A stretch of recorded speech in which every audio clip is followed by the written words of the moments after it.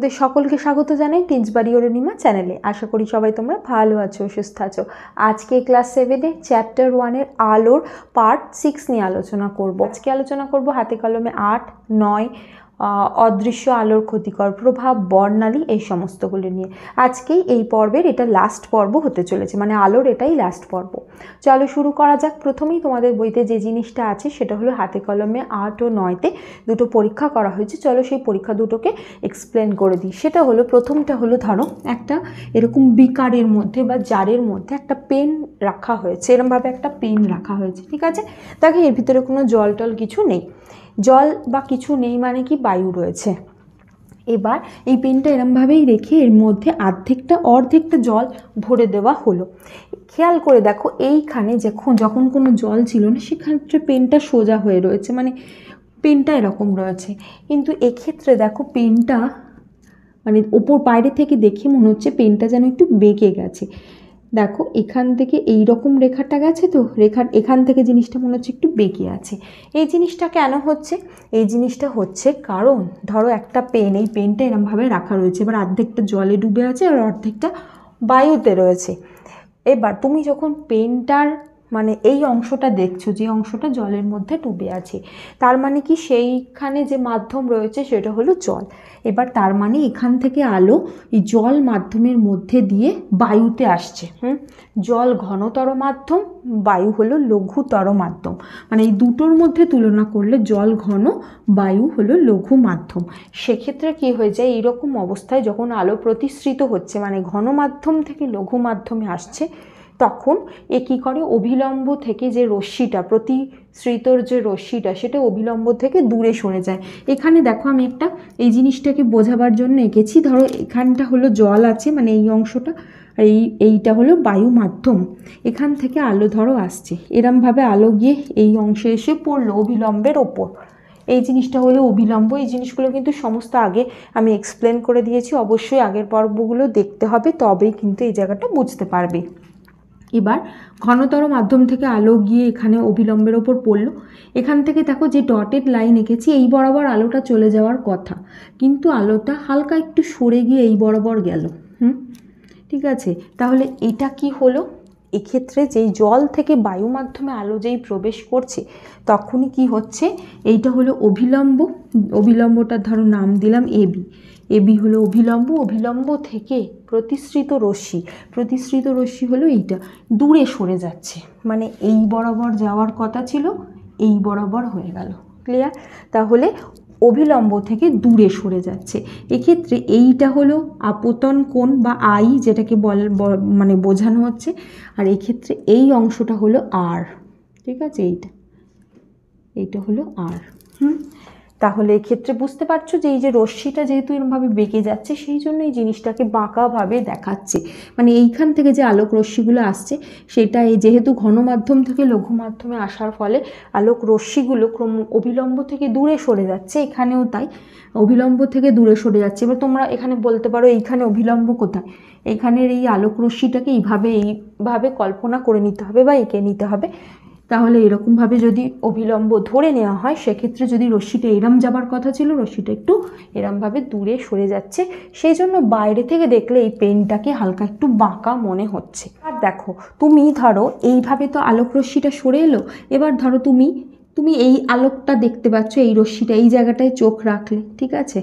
এবার ব্যাপারটা দেখো, তুমি এই জায়গাটায় চোখ রেখেছো, আলোক রশ্মি এইভাবে থেকে এখান থেকে একটু বেঁকে গেছে, কিন্তু আমাদের চোখ এরম বক্র রশ্মিকে ফলো করতে পারে না, ও সেই জন্য এই জিনিসটাকে এরমভাবেই পশ্চাৎ দিকে বর্ধিত করে এই জায়গাটায় মনে করে, কিন্তু প্রকৃতপক্ষে সেইটা নয়। তার মানে কি, যে জিনিসটা আসছে প্রকৃতপক্ষে এখান থেকে রশ্মিটা এইখানে গেল, কিন্তু আমাদের চোখ ধরো এইখানে আছে, তাহলে চোখ যদি এইখানে থাকে, চোখ এই যে রশ্মিটা ফলো করে এত দূর এলো, কিন্তু এরপর থেকে এখান থেকে তো রশ্মিটা বেঁকে গেছে, এই বাঁকা রশ্মিটাকে ও আর অনুসরণ করতে পারে না। সেজন্য ও কিভাবে এইখান থেকে এরমভাবে একটা কাল্পনিক একটা ধরে নেয় বা দেখে মনে হয় যেন সেই জায়গা থেকে আলোকটা আসছে, সেই জন্য এই জায়গাটায় ওই বস্তুটার অবস্থান মনে করে। এবার পরের যে হাতে কলমেতে যে পরীক্ষা আছে সেই পরীক্ষাটা তোমরা বাড়িতে ইজিলি করতে পারো, সেটা অনেক সময় হয়ও, সেটা মানে আমরা দেখে মনে হয় সেই জিনিসটা। সেটা কি বলছি, ধরো একটা খালি এরকম বালতি আছে, খালি বালতির ভিতরে ধরো তুমি কোনো একটা ভিতরে এরকমভাবে মার্কার দিয়ে মার্ক করলে, ঠিক আছে। এবার এর ভিতরে একটা সোজা লাঠি এরমভাবে রেখে কতটা হচ্ছে মেপে নিলে, ধরে নিচ্ছি এই যে লেন্থ এটা ধরো হচ্ছে 30 সেন্টিমিটার মেপে নিয়েছো কিন্তু তুমি একটা লাঠি বসিয়ে এই অবধি, ঠিক আছে। এবার কি করলে, জল ঢেলে দিচ্ছে এই বালতির মধ্যে। যেই জল ঢেলে দিচ্ছ এরমভাবে পুরোটা জলে ভর্তি করে দিলে, তখন দেখে মনে হয় কি এই যে বালতির তলদেশ কিছুটা উঠে এসছে, মানে ওপর থেকে তুমি যে এই জায়গাটা থেকে যদি চোখ রেখে দেখো তাহলে দেখে মনে হবে যে বালতির তলদেশটা কিছুটা ওপর দিকে উঠে এসছে, এই জিনিসটা মনে হয়। এটাও কেন, ঠিক এই রকমই এক্সপ্লেনেশন হবে। যেই জল ঢাললে এক্ষেত্রে ঘনতর মাধ্যম এলো, জল হলো বায়ুর থেকে ঘনতর মাধ্যম, সেই কারণে আলোক রশ্মি ধরো এখান থেকে যেভাবে যে পথে বার হচ্ছিল মানে প্রতিসৃত হচ্ছে, সেটা যেই এই যে দুটো মাধ্যমের যেই বিভেদ তল এসে পড়বে, মানে জল আর বায়ুর বিভেদ তলে এসে পড়বে, তখন কি হয়ে যাবে, সেটা অভিলম্ব থেকে দূরে সরে যাচ্ছে। তার ফলে দেখে মনে হবে, রশ্মিটা যেহেতু বেঁকে যাচ্ছে তার ফলে দেখে মনে হয় যে এইটা উঠে এসছে। এবার উঠে যে আসেনি সেটা প্রমাণের জন্য আমরা আগে একটা লাঠি দিয়ে মেপে রেখেছি, সেইটা যদি এখানে দিলাম দেখব যে 30 সেন্টিমিটারই ধরো আছে, তাহলে এই ডেপথ বা গভীরতা যেটা সেটা ওরমভাবে বদলায়নি, কিন্তু দেখে মনে হচ্ছে। সেই কারণে অনেক সময় দেখবে যে ধরো জলের মধ্যে ডুবে আছে কোনো, এখানে ধরো কোনো একটা এরকম মানে নুড়ি পাথর কিছু ফেলেছো বাড়িতে, একটা ছোট গামলার মধ্যে সেটা ফেলেছো, সেটা ধরতে গিয়ে দেখবে ওপর থেকে যেখানটা মনে হয় যে সেই নুড়িটা যেখানটা রয়েছে আসলে নিচে কিন্তু সেই জায়গাটায় থাকে না, একটু সরে যায়। কারণ জল আর বায়ুর যেহেতু মানে মাধ্যম দুটো আলাদা, আলো যখন ওরমভাবে ঘন মাধ্যম থেকে লঘু মাধ্যম জল থেকে আসে, এবং যেহেতু একটা জায়গায় তো জল এবং বায়ুর এরমভাবে মানে বিভেদ তলে এসে আপতিত হয়, তখন সেই রশ্মিগুলো কি হয় সেখান থেকে বেঁকে যাচ্ছে, তার ফলে এই জিনিসগুলোর প্রকৃত অবস্থান বোঝা সম্ভব নয়। সেই কারণে অনেক সময় জলের মধ্যে মানে কোনো কোনো জায়গায় জলের মধ্যে মানে বর্ষা দিয়ে মাছকে মানে ধরা হয়, সেক্ষেত্রেও কিন্তু ধরে নেওয়া হয় যে জায়গাটায় মাছ আছে, মাছ কিন্তু প্রকৃতপক্ষে আরেকটু বেশি নিচের দিকে আছে, মাছটা একটু বেশি ওপর দিকে বলে মনে হয়, প্রকৃতপক্ষে নিচের দিকে, কারণ কিন্তু এইটা, ঠিক আছে। তাহলে এই জিনিসটা বোঝার জন্য প্রতিসরণটা তোমাদের আগে প্রতিসরণটা বুঝতে হবে, তবে এই প্রতিসৃত কোণ, আপতন কোণ, অভিলম্ব এবং আলোটা যে মানে এই যে অভিলম্ব থেকে দূরে সরে যাচ্ছে তার জন্য জিনিসটা বাঁকা দেখছি। এখন আলোচনা করব আলোক বর্ণালী নিয়ে। সূর্য থেকে যে রশ্মি আসে সেটা হলো আসলে যৌগিক আলো। কেন বলছি এটা, কারণ সূর্যের আলোককে যদি আমরা একটা কাঁচের প্রিজমের মধ্যে দিয়ে ওটাকে পাঠাই, তাহলে দেখব যে সেই প্রিজমের সামনের অংশে বেশ কতগুলো রঙের পটি সৃষ্টি হয়েছে। মানে ধরো তুমি এরমভাবে সূর্যের আলোকে, ধরো যেখান জায়গাটাকে সূর্যের আলো আসছে এই জায়গাটা এরমভাবে প্রিজম রাখো, এখানে যেই সূর্যের আলো এসে পড়ছে এখান থেকে গিয়ে এখানে এরকমভাবে আলোর পটি সৃষ্টি করে, ঠিক আছে। এই যে আলোর পটিগুলো সৃষ্টি করছে, এই জিনিসগুলোকে প্রত্যেকটা আলোর পটিকে একত্রে বলা হলো বর্ণালী। তাহলে সূর্যের আলোককে কাঁচের প্রিজমের মধ্যে দিয়ে যাওয়ার সময় 7টা রঙে ভেঙে যাচ্ছে, ঠিক আছে। সেই 7টা রঙের পটিগুলোকে, পটি মানে এক একটা আলোর ব্যান্ড হয়, সেই ব্যান্ডগুলোকে একত্রে বলা হলো বর্ণালী। এই বর্ণালীগুলো কি কি তোমরা অনেকে যারা আঁকো বা মানে যাদের এই মানে ড্রয়িং করো তাদের তো এটা জানাই আছে যে 7টা যে রং, সেই রঙগুলোর নাম আমরা মনে রাখি বেনিয়া সহকলা বলে বা দেবজিওর বলে। তাহলে এই যে বেনিয়া সহকলার প্রত্যেকটা রং কি কি, প্রথমে বেগুনি, নীল, আকাশি বা আসমানি, সবুজ, হলুদ, কমলা, লাল, ঠিক আছে। তাহলে এই আলোর ব্যান্ড বা পটি সৃষ্টি হচ্ছে, ঠিক আছে। ঠিক একইভাবে এইগুলোরই ইংলিশ নামগুলো যদি পাশাপাশি লিখি তাহলে দেখব violet, indigo, blue, green, yellow, orange, red, এগুলো হলো জিওর, এরমভাবে মনে রাখি, মানে যাতে এই সিকোয়েন্সটা নষ্ট না হয়। আচ্ছা বলে দিই, এখানে কিন্তু এই সিকোয়েন্সটা খুবই গুরুত্বপূর্ণ, কারণ তুমি বেগুনির পর লাল লিখতে পারবে না, বা ধরো কমলা এখানে চলে গেল, এরকম নয়, এইভাবেই সৃষ্টি হয়। তাই জন্য বেনিয়া সহকলা বা ভিবজিওর এই নামটা আমরা মনে রাখি, মানে এটাকে একটা শর্ট টার্মটাকে মনে রাখি, যাতে এই জিনিসটা কোথায় কোনটা আলোর পটি সৃষ্টি হচ্ছে সেটা বুঝতে পারি। মানে ধরো এই জায়গাটায় প্রথমে লাল, তারপর তোমার হলো অরেঞ্জ, তারপর হলো ইয়েলো, তারপর গ্রিন, তারপর ব্লু, তারপর ইন্ডিগো, তারপর ভায়োলেট, এইভাবে পটিগুলো সৃষ্টি হচ্ছে। ঠিক আছে, অনেক সময় দেখবে কি যে ধরো ঘরে আলো আসছে যে জায়গাটা, সেই জায়গাটা তোমাদের যে হাতে ধরা একটা প্লাস্টিকের স্কেল আছে, স্কেলটার মধ্যে দিয়ে যদি সেই আলোটাকে দেখো, দেখবে যে এরকমভাবে আলোর পটি সব অতটা স্পষ্টভাবে না দেখা গেলেও দেখা যায়, সেটাই হলো আলোর বর্ণালী।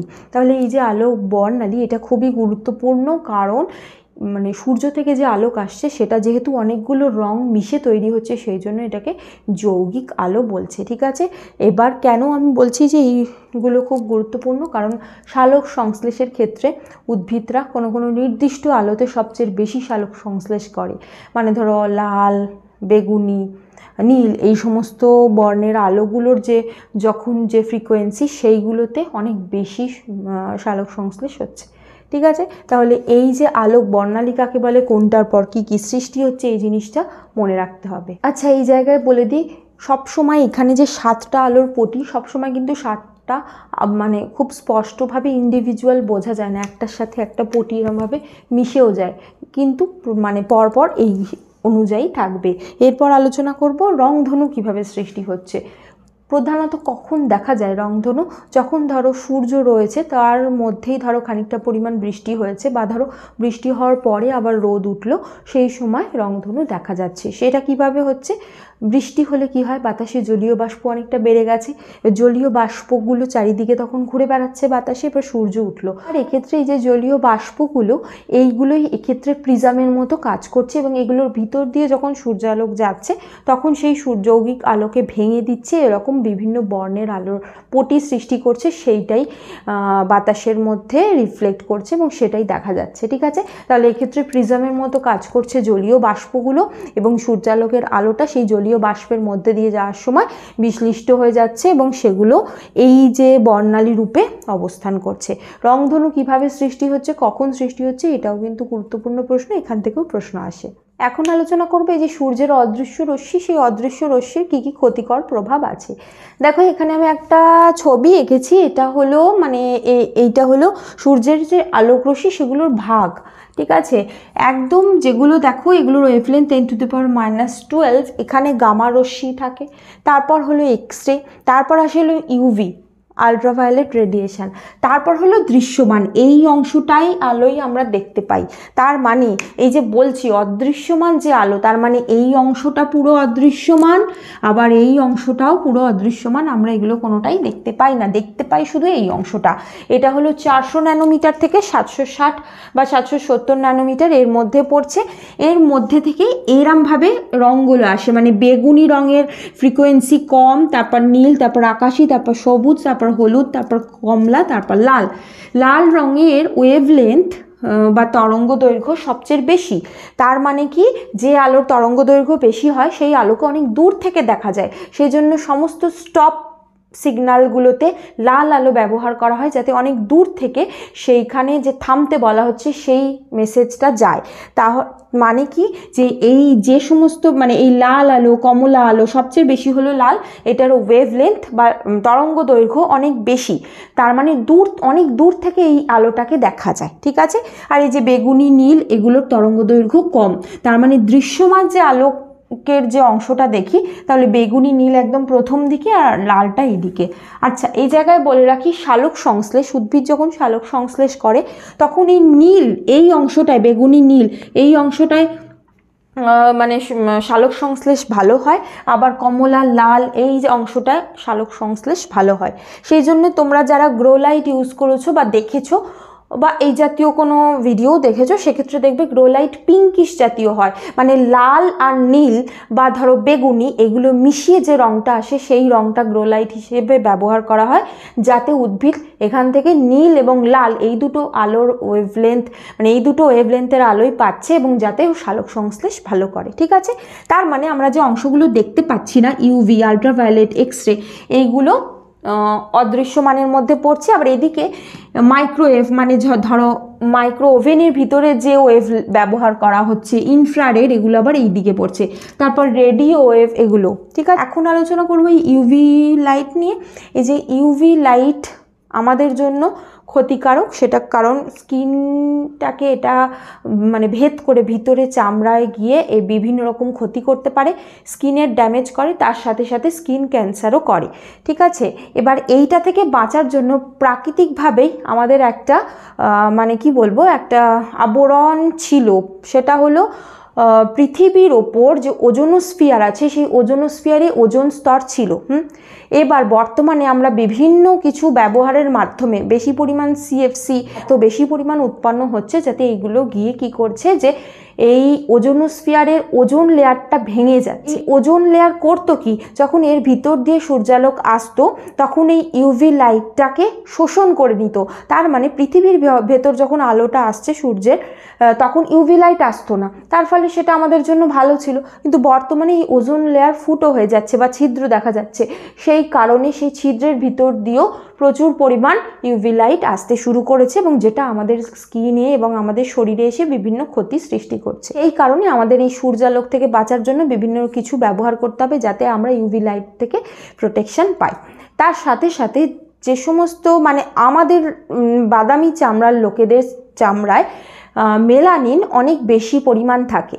এই যে মেলানিন, এটা কি করে, সূর্যের ইউভি রশ্মিকে টেনে নেয়, এটা স্কিনের ক্ষতি করতে পারে না। সেই জন্যে আমাদের ক্ষেত্রে এই ইউভি লাইট যত না ক্ষতি করে, ধরো একটা ইউরোপিয়ান বা এই জাতীয় লোকেদের যাদের সাদা চামড়া, তাদের চামড়ায় অনেক বেশি ইউভি লাইট ক্ষতি করে, কারণ তাদের চামড়ায় মেলানিন প্রায় নেই বা অনেক কম আছে। সেই কারণে তারা এই সূর্য থেকে আলোর যে প্রোটেকশন সেইটা পাচ্ছে না। সেই কারণে এই সমস্ত দেশের মানুষের মধ্যে স্কিন ক্যান্সার হওয়ার চান্সও অনেক বেশি এবং কেসও অনেক বেশি দেখা যায়। এরপর আসবো এক্সরে। এই এক্সরে কিন্তু আমাদের হাড় ভেঙে গেলে বা কোনো হাড়ের কোনো সমস্যা হলে সেক্ষেত্রে যে এক্সরে করা হয়, এটা হলো সেইটাই। তার মানে সূর্যের রশ্মির এই ফ্রিকোয়েন্সির রশ্মিকেই এক্ষেত্রে ব্যবহার করা হচ্ছে। এটা আমাদের চামড়ার ভিতর দিয়ে, মাংসের ভিতর দিয়ে যেতে পারে, শুধুমাত্র হাড়কে ভেদ করতে পারে না। সেই কারণে এই যে লাইটটাকে ব্যবহার করা হয় আমাদের শরীরের ভিতরে হাড় দেখার জন্য। আচ্ছা, এই জায়গায় বলে দিই, এটা কিন্তু স্কিনের জন্য মানে অতিরিক্ত ব্যবহারের জন্য ফলে ক্ষতি হয়, ক্যান্সারও হতে পারে। সেই কারণে যখন কোনো প্রেগনেন্ট মহিলাকে কিন্তু এক্সরে সাধারণত করা হয় না। আর তার সাথে সাথে যে সমস্ত মানুষেরা এক্সরে আর কি টেকনিশিয়ান, তাদের ক্ষেত্রে কিন্তু এই ক্যান্সার হওয়ার সম্ভাবনা অনেক বেশি থাকে, মানে এটা তাদের জন্য অনেক ক্ষতিকারক। সেই কারণে তারাও যখন এই কাজের সাথে যুক্ত থাকে, প্রপার প্রোটেকশন নিয়ে তবেই কিন্তু এই এক্সরে মেশিনে কাজ করতে হয়, নয়তো তারা যেহেতু বারবার এক্সপোজড হয় এক্সরের মধ্যে, সেই জন্য কিন্তু তাদের জন্য এটা ক্ষতিকারক হতেও পারে। আলোর অংশের মধ্যে বুঝতেই পেরেছো যে এই আলোর ওয়েভলেন্থের কোনো তরঙ্গ দৈর্ঘ্য ভালোভাবে ব্যবহার করে সালোক সংশ্লেষের জন্য। সেই কারণে দেখবে যে তুমি যখন অন্ধকার ঘরে কোনো বীজ পুঁতেছো বা রেখেছো, সেইটার থেকে কিন্তু বীজ অঙ্কুরিত হওয়ার সম্ভাবনা অনেকটা কম হয়। ঠিক আছে, তার সাথে সাথে কোনো উদ্ভিদ দেখবে যে যখন দিন বেশি হয়, মানে 12 ঘন্টার বেশি দিন, তখন সেই উদ্ভিদটা ভালো হচ্ছে। আবার কখনো দেখবে যে যখন 12 ঘন্টার বেশি রাত, তখন ওই উদ্ভিদটা ভালো হচ্ছে। যেমন ধরো গম, ভুট্টা, পালং, এদের ক্ষেত্রে যখন দিন 12 ঘন্টার বেশি হয় তখন ফুল ফোটে। আবার ধরো চন্দ্রমল্লিকা, ডালিয়া, আখ, এদের ক্ষেত্রে তখনই ফুল ফোটে যখন ধরো মানে রাত 12 ঘন্টার বেশি হয়। তার মানে রাত 12 ঘন্টার বেশি কখন হয়? শীতকালে হয়। সেই কারণে শীতকালে এই ফলগুলো মানে এই ফুলগুলো বেশি ফোটে। তার মানে কোনো উদ্ভিদে ফুল ফুটবে না ফুল ফুটবে না, কোন সময় ফুল ফুটবে, এই জিনিসগুলো কিন্তু নির্ভর করে আলোর ওপরে। তার মানে আমরা প্রত্যেকটা প্রাণী এই আলোর ওপর কোনো না কোনোভাবে নির্ভরশীল। আশা করি বুঝতে পেরেছো। আজ এই পর্যন্তই। কোনো প্রশ্ন থাকলে জিজ্ঞাসা করতে পারো। তোমরা এই ভিডিওটাকে লাইক করো, শেয়ার করতে একদম ভুলো না, সাবস্ক্রাইব করে অবশ্যই বেল বাটনটা ক্লিক করে দিও। Thank you.